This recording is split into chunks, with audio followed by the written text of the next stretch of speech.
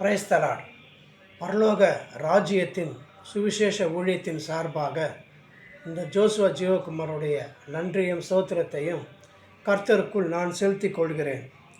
கர்த்தருக்குரியவர்களே, நாம் தொடர்ந்து இந்த வெளிப்படுத்த விசேஷம் 14ஆம் அதிகாரத்தினுடைய அந்த 14ஆம் வசனத்திலிருந்து 20ஆம் வசனம் வரை அந்த வசனத்தின் அடிப்படையில் நாம் இந்த 7 சிங்காசனத்திலே இந்த தன்மைகள் காணப்படுகின்றது என்பதை குறித்து நாம் தொடர்ந்து கர்த்தருடைய வேதத்தை தியானித்து கொண்டு வருகிறோம். நாம் இந்த வேத பகுதியிலே பூமியின் தேவாலயமும் பரலோகத்தின் தேவாலயமும் என்ற தலைப்பினிலே அந்த முதலாம் சிங்காசனமாகிய இயேசு கிறிஸ்துவானுடைய சிங்காசனுடைய தன்மையிலே காணப்படுகின்ற அந்த கிரிகளை குறித்து நாம் தியானிக்க போகின்றோம். வெளிப்படுத்த விசேஷம் 14ஆம் அதிகாரம் 15ஆம் வசனம். அப்பொழுது வேறொரு தூதன் தேவாலயத்தில் இருந்து புறப்பட்டு மேகத்தின் மேல் உட்கார்ந்திருக்கிறவரை நோக்கி, பூமியின் பயிர் முதிர்ந்தது, அறுக்கதற்கு காலம் வந்தது, ஆகையால் உம்முடைய அரிவாளை நீட்டி அறுத்துவிடும் என்று மிகுந்து சத்தமிட்டு சொன்னான். 17ஆம் வசனம். பின்பு வேறொரு தூதனும் கரிக்குள்ள அரிவாளை பிடித்து கொண்டு பரலோகத்தில் உள்ள தேவாலயத்திலிருந்து புறப்பட்டு வந்தான் என்று இங்கே சொல்லப்படுகின்றது. உலகத் தோற்றத்திற்கு முன்பான தேவாலய குறித்து பரிசுத்த வேதமானது என்ன சொல்லுகிறது என்றால், ஏசாயா 14ஆம் அதிகாரம் 12ஆம் வசனத்திலிருந்து நாம் வாசிக்கும் பொழுது,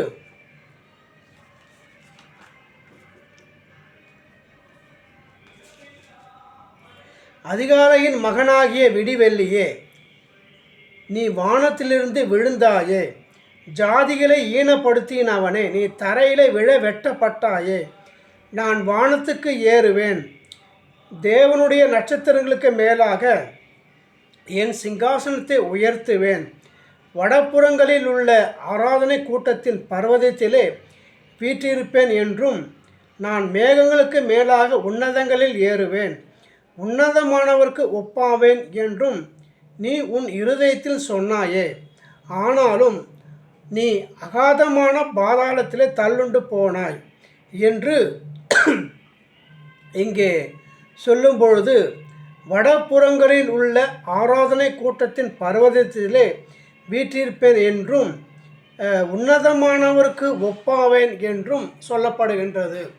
ஆம், அந்த உன்னதமான தேவனுக்கு ஒப்பாகும் அந்த நிலையானது அது அதிகாரங்களையும் ஆளுகைகளையும் நிர்ணயிக்கக்கூடியதாக இருந்தாலும், அடுத்தபடியாக அது ஆராதனைக்கு முறைமைக்கு உட்பட்டதாக அந்த உன்னதமானவருக்கு ஒப்பாவேன் என்ற தன்மையானது அது வெளிப்படுகின்றது. மற்றும் இங்கே வடப்புறங்களில் உள்ள ஆராதனை கூட்டத்தின் பர்வதத்தில் வீற்றிருப்பேன் என்றும் சொல்லப்படுகின்றது. சங்கீதம் 48 1ஆம் வசனத்திலிருந்து நாம் வாசிக்கும் பொழுது, கர்த்தர் பெரியவர், அவர் தமது தேவனுடைய நகரத்திலும் தமது பரிசுத்த பர்வதத்திலும் மிகவும் மிகவும் துதிக்கப்படத்தக்கவர், வட திசையிலுள்ள சீயோன் பர்வதம் வடிப்பமான ஸ்தானமும் சர்வ பூமியின் மகிழ்ச்சியுமாய் இருக்கிறது, அதுவே மகாராஜாவின் நகரம், அதன் அரமனைகளில் தேவன் உயர்ந்த அடைக்கலமாக அறியப்பட்டிருக்கிறார் என்று கர்த்தர் பெரியவர், அவது நமது தேவனுடைய நகரத்திலும் தமது பரிசுத்த பர்வதத்திலும் மிகவும் துதிக்கப்படத்தக்கவர், வடதிசையிலுள்ள சீயோன் பர்வதம் வடிப்பமான ஸ்தானமும் சர்வ பூமியின் மகிழ்ச்சியுமாய் இருக்கிறது, அதுவே மகாராஜாவின் நகரம் என்று அந்த வடதிசையை குறித்தும் அந்த துதிக்கு பாத்திரராகிய ஆண்ட கர்த்தரை குறித்தும் பரிசுத்த வேதமானது நமக்கு வெளிப்படுத்துகிறது. இயேசு கிறிஸ்துவானவர் சொல்லும் பொழுது லூக்கா 4ஆம் அதிகாரம் அந்த 5ஆம் வசனத்திலிருந்து அந்த சாத்தானுடைய சோதனைக்கு உட்பட்ட இயேசு கிறிஸ்துவானவர் வெளிப்படுத்தும் பொழுது,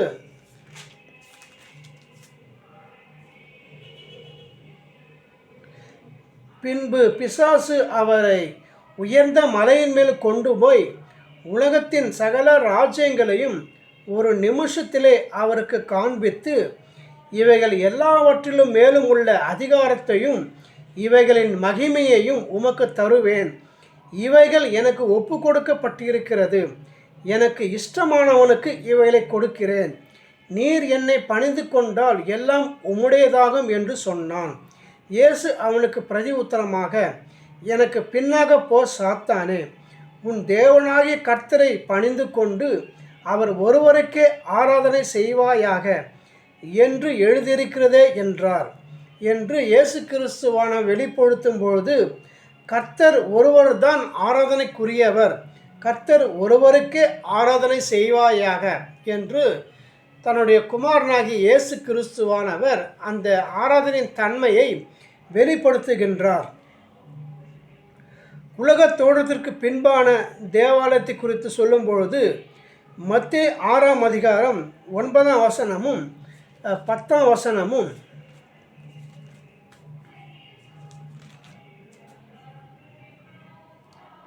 நீங்கள் ஜெபம் பண்ண வேண்டிய விதமாவது, பரமண்டலத்தில் இருக்கிற எங்கள் பிதாவே, உம்முடைய நாமம் பரிசுத்தப்படுவதாக, உம்முடைய ராஜ்யம் வருவதாக, உம்முடைய சித்தம் பரமண்டலத்திலே செய்யப்படுகிறது போல பூமியிலேயும் செய்யப்படுவதாக என்று பரமண்டலத்தில் எவ்வாறாக ஒரு காரியம் காணப்படுகின்றதோ அதே போல பூமியிலும் காணப்பட வேண்டும் என்பதே கர்த்தருடைய சித்தமாக இருக்கின்றது என்பதை இயேசு கிறிஸ்துவானவர் வெளிப்படுத்துகின்றார்.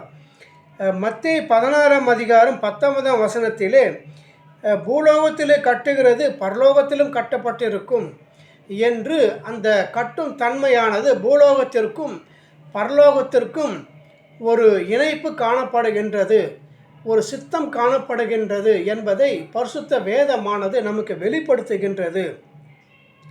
ஏசாயா 14ஆம் அதிகாரம் 12ஆம் வசனத்தில் இருந்து நான் வாசித்த அந்த உன்னதமானவருக்கு ஒப்பாவேன் அந்த தன்மையானது இயேசு கிறிஸ்துவானவர் மூலமாக அது உலகத்தோடுவதற்கு பின்பான அந்த தேவாலயத்தின் கிரியையிலே இயேசு கிறிஸ்துவானவர் உன்னதமானவருக்கு ஒப்பாவேன் அந்த தன்மையில் அவரும் ஆராதனைக்கு உட்பட்டவராக காணப்படுகின்றார் என்பதை பரிசுத்த வேதமானது அது கர்த்தரால் முன் தீர்மானிக்கப்பட்ட ஒன்றாக காணப்படுகின்றது. உலகத்தோடுவதற்கு முன்பாக பிசாசானவன் எவ்வாறாக நான் உன்னதமானவருக்கு ஒப்பாவேன், அவரை எவ்வாறாக ஆராதனைக்கு உட்பட்டு காணப்படுகிறாரோ அதே போல் நானும் ஆராதனைக்கு உட்பட்டு என்னையும் ஆராதிக்க வேண்டும் என்ற அந்த தன்மையை பிசாசானவன் வெளிப்படுத்தினான். அந்த தன்மையானது கர்த்தர் தன்னுடைய மூத்த குமாரனாகிய அவருக்கு அந்த உன்னதமானவருக்கு ஒப்பாவேன் அந்த தன்மையிலே அந்த இரண்டாவது தன்மையான ஆராதனைக்கு உட்பட்டவராக யாவரும் தொழுது கொள்ளக்கூடியவர்களாக இயேசு கிறிஸ்துவானவர் காணப்படுகின்றார் என்பதை முன் தீர்மானிக்கப்பட்டதாக காணப்படுகின்றது என்பதை வேதமானது நமக்கு வெளிப்படுத்துகின்றது. சபையின் நிழல் நிஜம் தன்மையானது அந்த தேவாலயத்தை குறித்தும் தொழுகை குறித்தும் பலிகளை குறித்தும் இயேசு கிறிஸ்துவானவரையே குறித்து வெளிப்படுத்துகின்றது என்பதை நாம் தொடர்ந்து தியானிக்கலாம். எபிரேயர் 8ஆம் அதிகாரம் 5ஆம் வசனம் நாம் வாசிக்கும் பொழுது,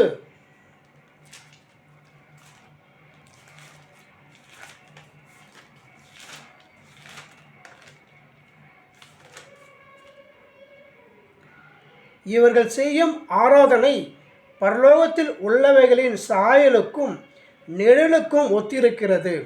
அப்படியே மோசே கூடாரத்தை உண்டு பண்ண போகையில் மலையிலே உனக்கு காண்பிக்கப்பட்ட மாதிரியின்படியே நீ எல்லாவற்றையும் செய்ய எச்சரிக்கையாய் இரு என்று தேவன் அவனுக்கு கட்டளையிட்டார் என்று அந்த பரலோகத்தில் எவ்வாறாக ஒரு மாதிரி வைத்திருக்கிறாரோ அதே போல பூமியிலும் அந்த ஆராதனை முறைமையின் ஆலயத்தின் முறைமைகள் மாதிரி காணப்பட வேண்டும் என்பது கர்த்தருடைய சித்தமாக காணப்படுகின்றது.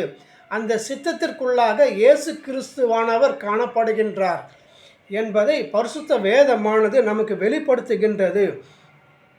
எபிரேயர் 9ஆம் அதிகாரம் 1ஆம் வசனத்திலிருந்து 15ஆம் வசனம் வரை அந்த ஆராதனை முறைமைகளை குறித்து இயேசு கிறிஸ்துவானவரை குறித்து சொல்லப்படுகின்றது.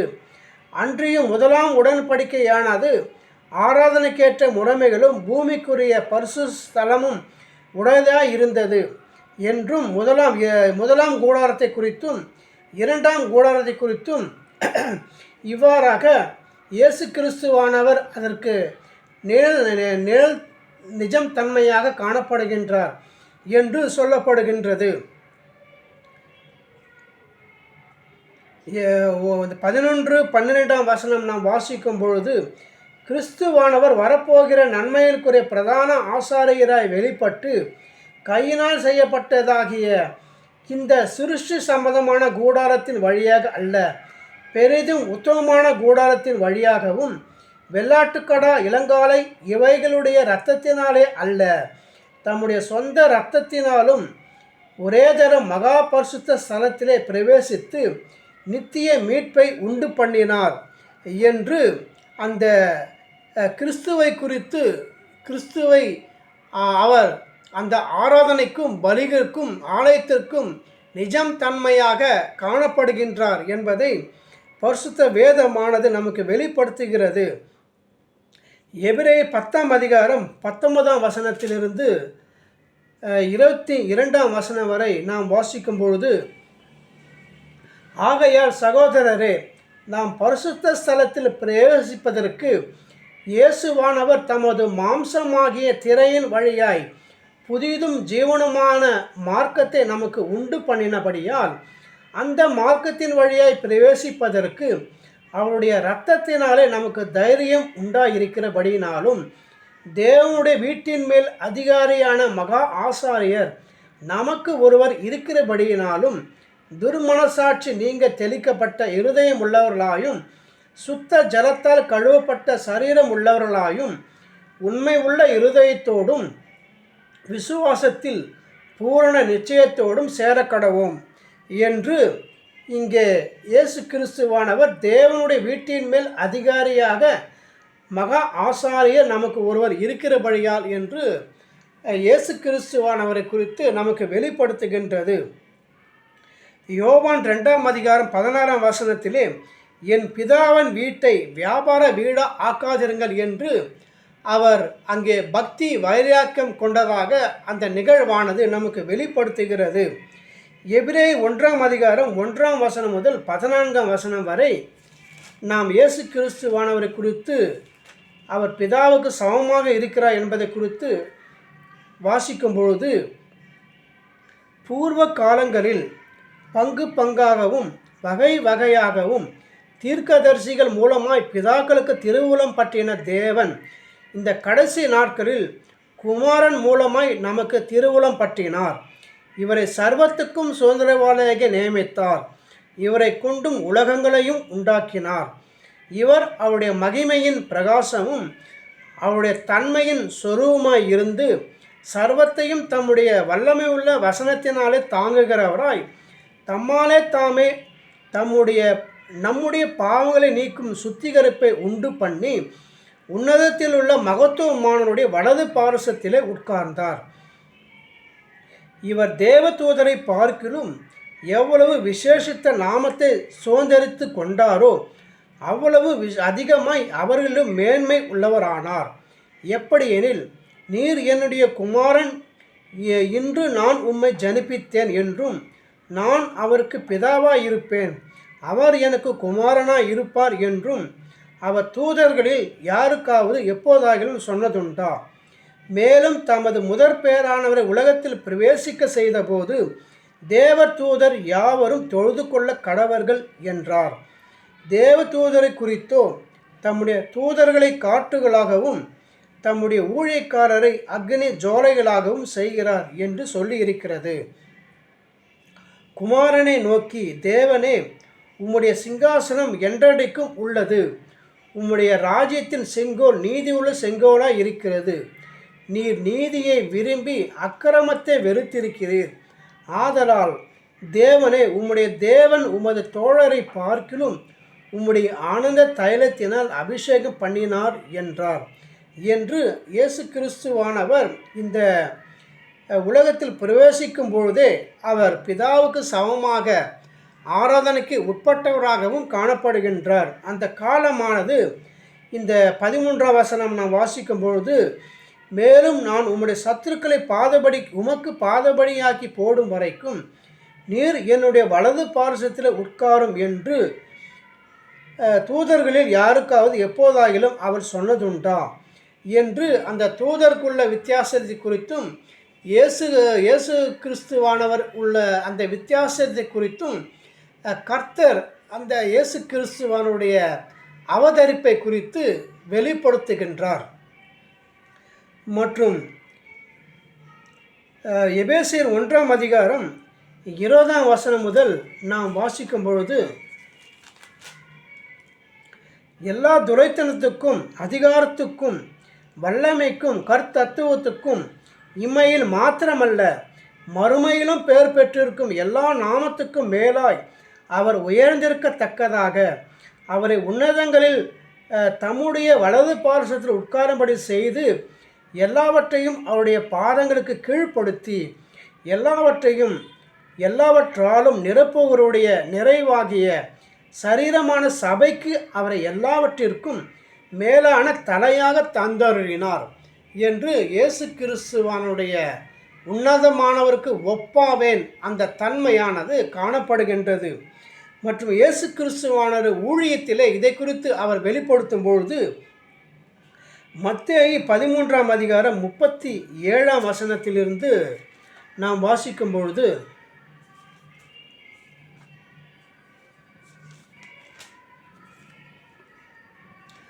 அவர் பிரதி உத்தரமாக, நல்ல விதையை விதைக்கிறவன் மனுஷகுமாரன்,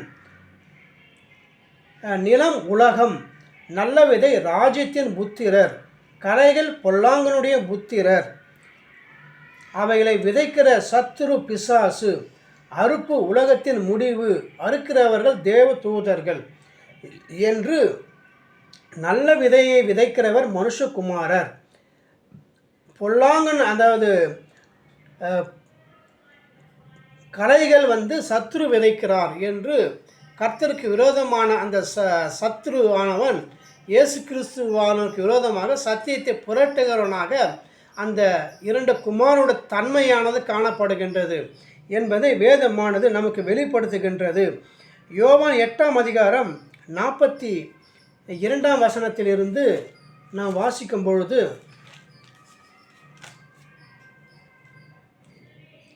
அந்த நல்ல விதை விதைக்கிற மனுஷகுமாரனை குறித்தும் கலைகளை விதைக்கிற சாத்தானை குறித்தும் ஆண்டவர் சொல்லும் பொழுது, கர்த்தர் சொல்லும் பொழுது,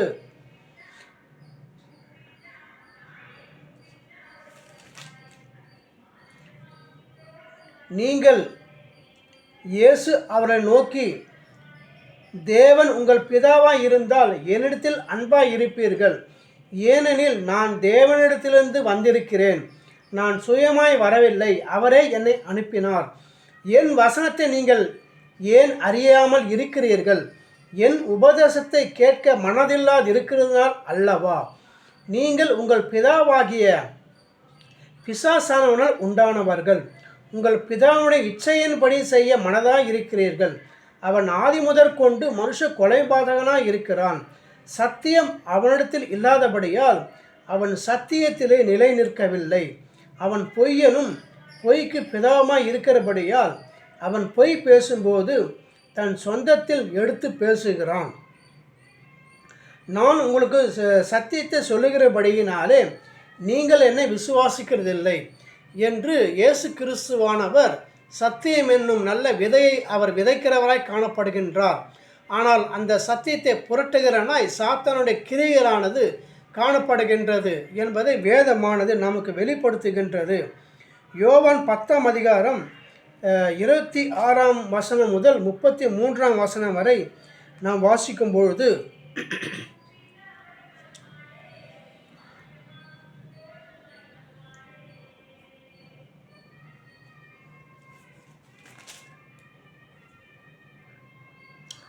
ஆனாலும் நான் உங்களுக்கு சொன்னபடியே நீங்கள் என் மந்தையின் ஆடுகளாய் இராதபடியினால் விசுவாசியாமல் இருக்கிறீர்கள், என் ஆடுகள் என் சத்தத்திற்கு செவி கொடுக்கிறது, நான் அவைகளை அறிந்திருக்கிறேன். அவைகள் எனக்கு பின் செல்லுகிறது. நான் அவைகளுக்கு நித்திய ஜீவனை கொடுக்கிறேன். அவைகள் ஒரு காலம் கெட்டு போவதில்லை. ஒருவனும் அவைகளை என் கையிலிருந்து பறித்து கொள்வதும் இல்லை என்றும் இதை சொல்லி, நானும் பிதாவாய் ஒன்றாய் இருக்கிறோம் என்று அவர் இயேசு கிறிஸ்துவானவர் அந்த யூதர்களுக்கு தம்மை வெளிப்படுத்தும் வண்ணமாக, பிதாவுக்கு சமமாக வெளிப்படுத்தும் வண்ணமாக அவருடைய வார்த்தைகளானது, என் பிதாவின் கிரியைகளை நான் செய்யாதிருந்தால் நீங்கள் என்னை விசுவாசிக்க வேண்டியதில்லை. செய்தேனே ஆனால் நீங்கள் என்னை விசுவாசியாமல் இருந்தாலும் பிதா என்னிலும் நான் அவரிலும் இருக்கிறதை நீங்கள் அறிந்து விசுவாசிக்கும்படி அந்த கிரியைகளை விசுவாசிங்கள் என்றார்.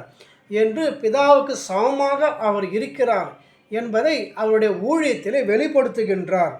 யோவான் 1:11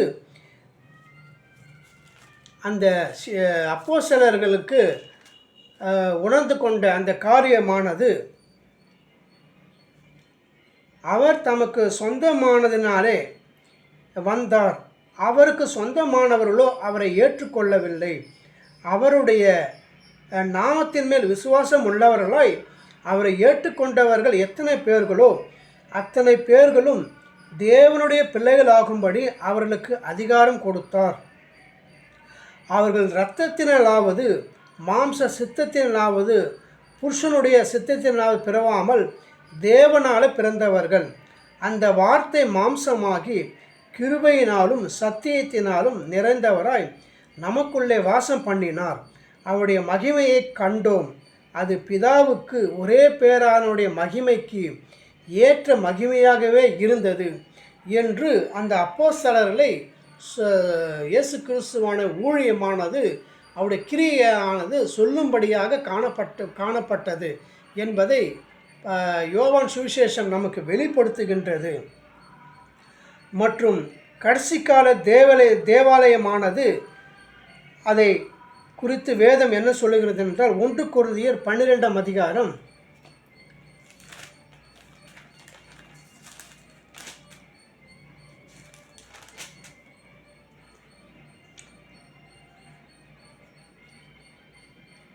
எப்படியெனில் சரீரம் ஒன்று, அதற்கு அவயங்கள் அநேகம். ஒரே சரீரத்தின் அவயங்கள் எல்லாம் அநேகமாய் இருந்தும் சரீரம் ஒன்றாகவே இருக்கிறது. அந்த பிரகாரமாக கிறிஸ்துவும் இருக்கிறார் என்று 27 நீங்களே கிறிஸ்துவின் சரீரமாயும் தனித்தனியே அவயங்களமாய் இருக்கிறீர்கள். சபைக்கு அவர் தலையாய் இருக்கிறார். அவருடைய சபைக்கு அவர் தலையாய் இருக்கிறது போல அவயங்களாக நாம் இருக்கிறோம் என்று பரிசுத்த வேதமானது நமக்கு வெளிப்படுத்துகின்றது. அந்த அவயங்கள் கடைசி காலத்தில் எவ்வாறாக அந்த சித்தத்தை நிறைவேற்றும் தன்மையாக காணப்படுகிறது என்றால், அந்த தானியேல் 2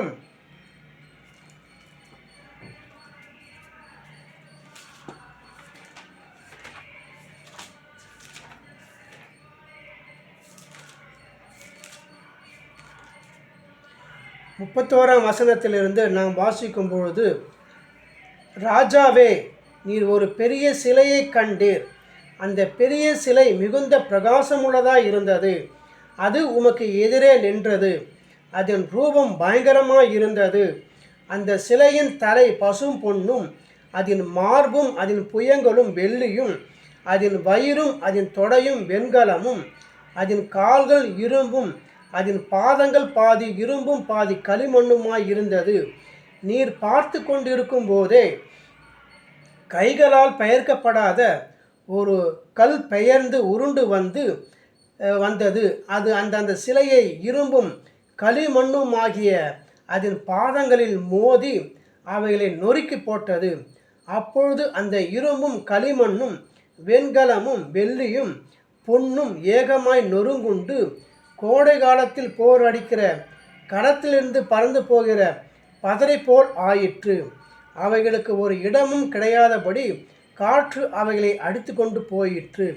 சிலையை மோதின கல்லோவென்றால் ஒரு பெரிய பர்வதமாகிய பூமியெல்லாம் நிரப்பிற்று என்று இந்த தானியேல் கண்ட அந்த அந்த வெளிப்படுத்தின ராஜாவுக்கு வெளிப்படுத்தின அந்த தரிசனமானது அந்த காலத்தில் நடந்த அந்த ராஜ்யங்களை குறித்து வெளிப்படுத்தும் வண்ணமாக காணப்பட்டது.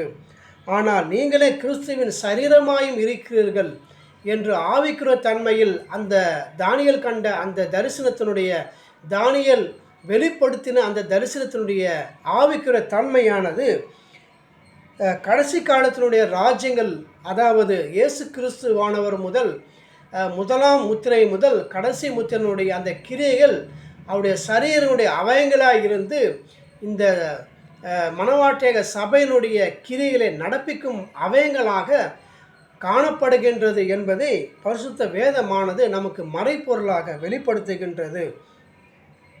தானியேல் 2ஆம் அதிகாரம் 37ஆம் வசனத்திலிருந்து நாம் வாசிக்கும் பொழுது, ராஜாவே, நீர் ராஜாதி ராஜாவாக இருக்கிறீர். பரலோகத்தின் தேவன் உமக்கு ராஜரீகத்தையும் பராக்கிரமத்தையும் வல்லமையையும் மகிமையையும் அருளினார். சகல இடங்களிலும் உள்ள மனுபுத்திரரையும் வீரின் மிருகங்களையும் ஆகாயத்து பறவைகளையும் அவர் உமது கைக்கு ஒப்பு கொடுத்து உம்மை அவைகளை எல்லாம் ஆளும்படி செய்தார். பொன்னான அந்த தலை நீரே என்று அந்த இயேசு கிறிஸ்துவானவர் முதல் மற்றும் சிவப்பு குதிரை, கருப்பு குதிரை, மங்கின நிறமுள்ள குதிரை உள்ள 7 சிங்காசனம் முதல் அந்த கிறிஸ்துவின் சரீரகமாக இருந்து அந்த கடைசி காலத்தினுடைய தேவாலயத்தினுடைய கிரிகளை எவ்வாறாக அந்த ஆலயத்தினுடைய கிரிகளை நடப்பிக்கும் வண்ணமாக அதை நிறைவேற்றும் தன்மையாக ஆவிக்குற தன்மையாக கர்த்தருடைய ஆவிக்கும் பிசாசனுடைய ஆவிக்கும் எதிராக அந்த கிரிகளை நடப்பிக்கும் வண்ணமாக பரலோகத்திலே பூமியிலே கட்டப்படும் அந்த தேவாலயத்தின் காரியமானது பரலோகத்திலே கட்டப்பட்டு அது வெளிப்படுத்த விசேஷம் 5ஆம் அதிகாரம் 9ஆம் வசனத்தில் நாம் வாசித்த அந்த நிகழ்வானது, தேவரீர் புஸ்தகத்தை திறக்கவும் புஸ்தகத்தை வாங்கவும் அதன் முத்திரைகளை உடைக்கவும் பாத்திரராயிருக்கிறீர். ஏனெனில் நீர் அடிக்கப்பட்டு சகல கோத்திரங்களிலும் பாஷைக்காரரிலும் ஜனங்களிலும் ஜாதிகளிலும் இருந்து எங்களை தேவனுக்கென்று உம்முடைய இரத்தத்தினால மீட்டு கொண்டு எங்கள் தேவனுக்கு முன்பாக எங்களை ராஜாக்களும் ஆசாரிலும் ஆக்கினீர். நாங்கள் பூமியிலே அரசாளுவோம் என்று புதிய பாட்டை பாடினார்கள். பின்னும் நான் பார்த்தபோது சிங்காசனத்தையும் ஜீவன்களையும் மூப்பர்களையும் சூழ்ந்திருந்த அநேக தூதருடைய சத்தத்தையும் கேட்டேன். அவருடைய லக்கம் 10,000 10,000 இருந்தது. அவர்களும் மகா சத்தமிட்டு, அடிக்கப்பட்ட ஆட்டுக்குட்டியானவர் வல்லமையையும் ஐஸ்வர்யத்தையும் ஞானத்தையும் பலத்தையும் கனத்தையும் மகிமையையும் ஸ்தோத்திரத்தையும் பெற்றுக்கொள்ள பாத்திரராய் இருக்கிறார் என்று சொன்னார்கள். அப்பொழுது வானத்திலும் பூமியிலும் பூமியின் கீழும் இருக்கிற சிருஷ்டிகள் யாவும் சமுத்திரத்தில் உள்ளவைகளும் அவற்றுள் அடங்கிய வஸ்துக்கள் யாவும் சிங்காசனத்தின் மேல் வீற்றிருக்கிறவருக்கும் ஆட்டுக்குட்டி ஆனவருக்கும் ஸ்தோத்திரமும் கனமும் மகிமையும் வல்லமையும் சதா காலங்களிலும் உண்டாவதாக என்று சொல்ல கேட்டேன். அதற்கு 4 ஜீவன்களும் ஆமேன் என்று சொல்லின. 24 மூப்பர்களும் வணக்கமாய் விழுந்து சதா காலங்களிலும் உயிரோடு இருக்கிறவரை தொழுது கொண்டார்கள் என்று அந்த பிதாவுக்கு சமமாக ஆட்டுக்குட்டியானவர் இயேசு கிறிஸ்துவானவர் தம்முடைய மூத்த குமாரனாகிய இயேசு கிறிஸ்துவானவர் கர்த்தருக்கு சமமாக அவர் வல்லமையையும் ஐஸ்வர்யத்தையும் ஞானத்தையும் பலத்தையும் கனத்தையும் மகிமையையும் ஸ்தோத்திரத்தையும் பெற்றுக்கொள்ள பாத்திரராய் இருக்கிறார் என்று சொல்லத்தக்கதாக அந்த கிறிஸ்துவின் சரீரமாக இருந்து இந்த காரியங்களை நடப்பிக்க வண்ணமாக பூமியில் கட்டுகிற அந்த தேவாலயமானது அது பரலோகத்திலே கட்டப்படும் தேவாலயமாக அது கடைசி காலத்திலே எழும்ப போகிறது.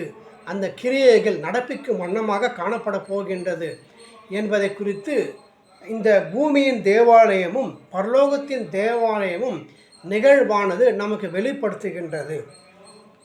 தொடர்ந்து நாம் இந்த வெளிப்படுத்த விசேஷம் 14ஆம் அதிகாரத்தை அடிப்படையாக கொண்டு நாம் முதலாம் சிங்காசனோட தன்மையில் இருக்கிற கிரியைகளை குறித்து நாம் தொடர்ந்து தியானிக்கலாம். கர்த்தர் இந்த வார்த்தைகளை 30, 60, 100மாக ஆசீர்வதிப்பாராக. கர்த்தர் நாம் மகிமைப்படுவதாக. ஆமென். அல்லேலூயா.